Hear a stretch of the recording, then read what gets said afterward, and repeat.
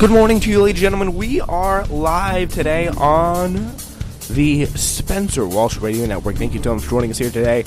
We got a lot of stuff to get to, and on today's show, Ivanka Trump, of course, used a private email server while working with the violence administration. Hashtag Crooked Ivanka, hashtag Lock for Up. Alexandria Ocasio-Cortez and Rashida Tlaib are not finished challenging Democratic incumbents who came up short. Andrew Cuomo's defense of the Amazon deal, of course, is bad, and Alexandria Ocasio-Cortez is cooking dinner, and of course it's attacked for it by conservatives on Twitter, because life never stops for someone who is probably one of the most promising Democratic politicians out there. Alright, yeah, we got a lot of stuff to get to here today, so thank you so much for joining us. Just before we start though, obviously, big thoughts and prayers, obviously, and obviously the best we can do is continue to keep fighting for all those poor people. And I mean, just want to start by here just quickly giving you the details of the 4 people dead right now after a shooting at a Chicago hospital right now, which is just awful stuff. As a frantic scene played out inside and outside Mercy Hospital south of Chicago's downtown. 4 people were shot and killed among the dead, according to Mayor Rahm Emanuel, who was a police officer, a doctor, and a pharmacy employee, and the gunman was also killed. So, yeah, obviously, hopefully everyone, all those families, the family of the police officer, the doctor, and the pharmacy employee, hopefully they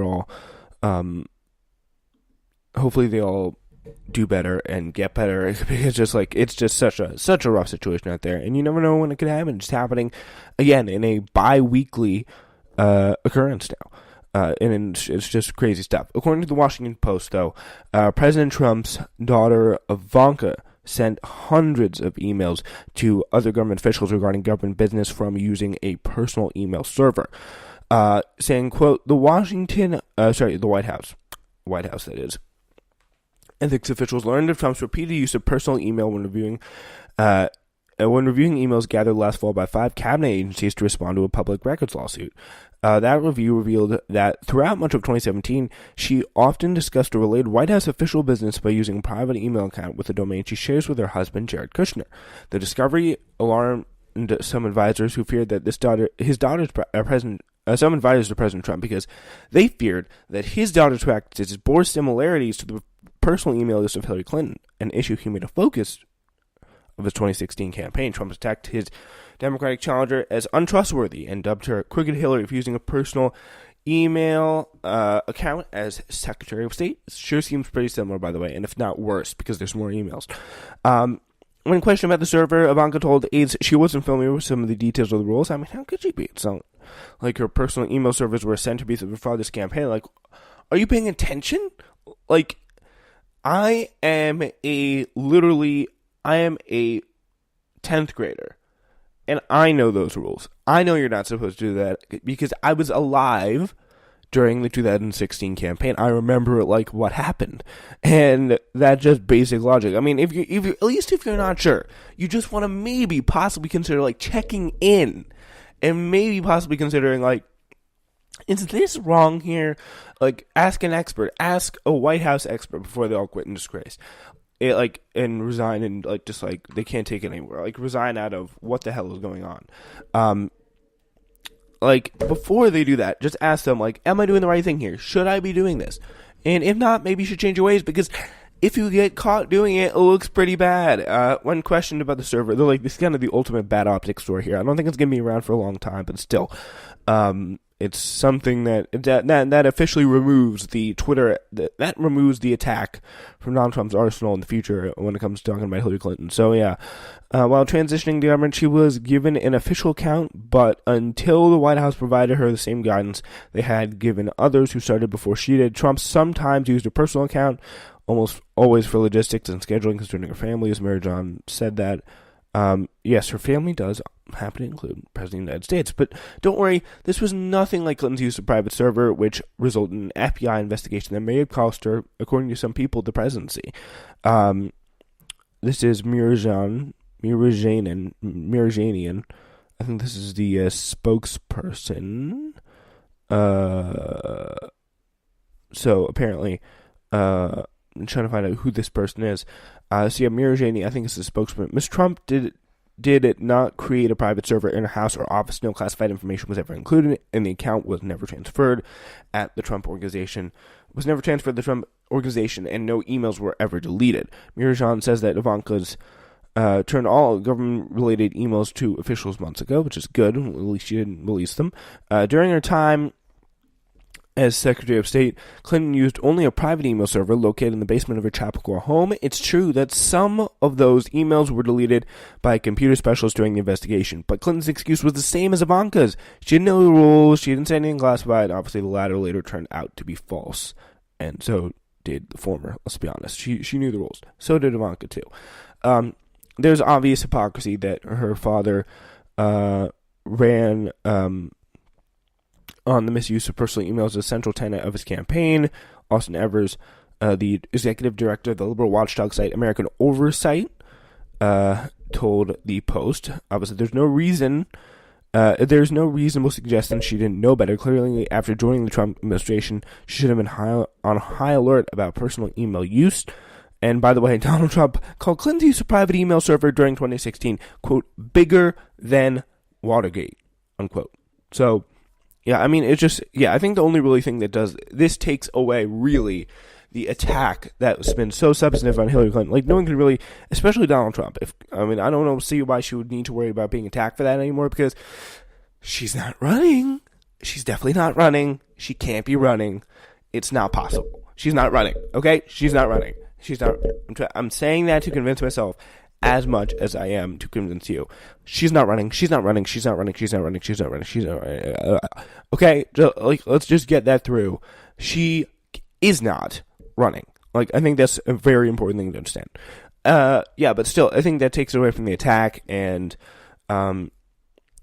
that just kind of, again, devalues the situation and makes Ivanka Trump look incredibly hypocritical. Imagine if it was Trump, though, that would have been obviously even worse. A private email server. She was using a private email server, not a private email account, which is another important distinction that actually makes her look worse. Also, yeah, we also do have some fun news quickly before we move on here. Stacey Abrams, she's going to be running for office. The story caught my eye here, that we didn't even include in the plan. So Georgia gubernatorial candidate Stacey Abrams, who was defeated in a race marred by voter suppression. Just hope again she doesn't run against Brian Kemp in Georgia, because that's going to be pretty tough. Abrams acknowledged a loss against Brian Kemp on Friday. She was asked on CNN State of the Nation whether she'll run for Senate in 2020, where the Georgia Senate seats held by Republican Dave Perdue will be up for grabs. I'm going to spend the next year as a private citizen, but I do indeed tend to run for office again. I think it'll be interesting. I think I'm willing to see her run for office again. Not necessarily president or anything like that, but she's going to win first, but still. Here is Stacey Abrams on State of the Union. Race for governor in Georgia since 1966. A lot of people wondering, are you going to run for office in the future, perhaps for Senate in 2020? I'm going to spend the next year as a private citizen, but I do indeed intend to run for office again. I'm not sure for what. And I am not exactly certain when. I need to take a nap. But once I do, I'm planning to get back into the ring. All right, Leader Abrams, have a good nap. And thank you so much for joining us this morning. We appreciate it. Thank you. Yeah, Leader Abrams, have an amazing nap. So, yeah, that's actually pretty cool. I would definitely like to see her get out there and running. And something also, yeah, very, very cool stuff. That we see that. I do like to see Stacey Abrams. She's definitely a very, very powerful figure. She could be very, very inspiring. It's also good to, again, have black women representation in the government. Very, very important. Doesn't get really talked about. Maybe talked about a little bit too much, actually, I think about it. But she's definitely, again, a great progressive. And on top of that, representing a group that does so much for the Democratic Party, but is really never represented in full, which is the African-American woman. So, very, very cool stuff. Yeah, and that's pretty much, I think we're good to move on. But yeah, now we turn to Alexandria Ocasio-Cortez and Rashida Tlaib. They're not finished challenging incumbent Democrats who came up short. Now that Alexandria Ocasio-Cortez is transitioning from insurgent candidate to member of Congress, Rashida Tlaib, Anna Presley, they're all coming through. Major questions on the minds of her soon-to-be colleagues has been whether she will continue the practice of endorsing primary challenges to sitting members of Congress, or she will work to ingratiate herself with the institution she'll be joining. That question was given a resounding answer on Saturday evening as she gathered on a strategy call with volunteers from the group Justice Democrats, which played a key role in the elections of Ocasio-Cortez, Rashida Tlaib, and other representatives-elect. Earlier in this week, Justice Democrats helped organize a sit-in at the House Leader Nancy Pelosi's office that Ocasio-Cortez joined again for the Green New Deal and environmental rights, which is really pretty cool. And if you listen to the show, at least for the past few months, you definitely heard at one point or another Justice Democrats mentioned as one of my personal favorite progressive groups. They endorse a slate of candidates that exactly fit the progressive margin. Our Revolutions, I'd say, is a little bit more loose. They endorse more people. But if you're a Justice Democrat endorsed, you are certified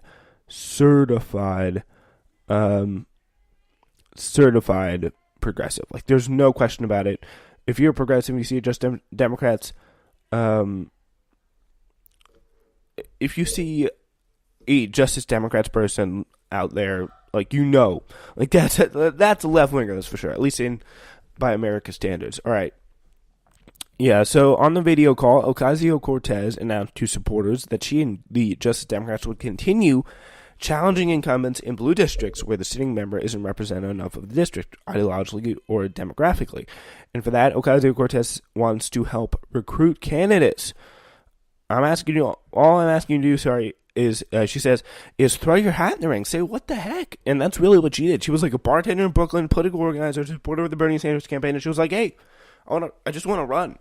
And I really think what's going to come out of this is she's going to actually get, I think, a real response, because people are not happy with the way things are. And if you have someone who's incredibly popular, at least with the progressive community, she's one of their favorite people, and you get more, if she's out there telling more progressives to run, you want more progressives to run, and they will run eventually. There's definitely no doubt that they will run. And the fact that that is going to happen is very, very cool. And I'm looking forward, at least to future election cycles where we continue to see that. So powerful women need to come together and reclaim government. Coming together to reclaim government is exactly what we need right now. This is Rashida Tlaib speaking here. Help uplift women like us at all levels of government. We still need more of you to run with us, so get your squad together. We're waiting for you. That's cool stuff. All right. By winning a Detroit area long held by former Representative John Conyers, Tlaib fended off a divided local political establishment. She addressed protesters on Tuesday before the march into Pelosi's office, where Ocasio later met with them. Ocasio, again, obviously upset the boss of Queens politics, Joe Crowley. The pledge from Tlaib and Ocasio-Cortez to continue primary incumbents inject a new element of politics into inter-caucus maneuvering. The pair now are rallying support for the Green New Deal, The Intercept explains, and are likely to find an increasing number of converts eager to sign aboard in the next few weeks. Meanwhile, only a handful of incumbents to take corporate PAC money. This also a very possibly good options, because people running under Alexandria Ocasio-Cortez's wing, they better not be taking any PAC money, which I think is going to be a very, very big deal.